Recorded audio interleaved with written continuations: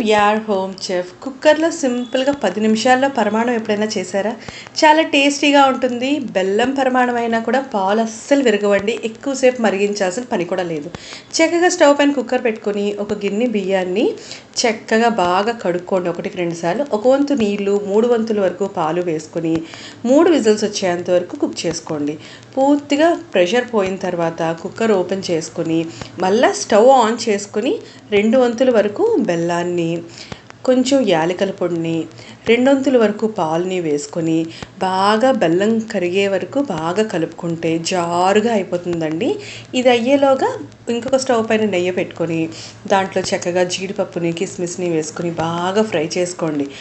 పరమాణంలో నెయ్యి ఎక్కువ వేసుకుంటే చాలా టేస్టీగా ఉంటుందండి. బాగా వేగిన దాన్ని దీంట్లో వేసుకొని ఒకసారి కలుపుకొని స్టవ్ స్విచ్ ఆఫ్ చేసుకోవడమే. 10 నిమిషాల్లో చేసుకోవచ్చండి. పూజల్లో సింపుల్గా ఇలా ట్రై చేయండి.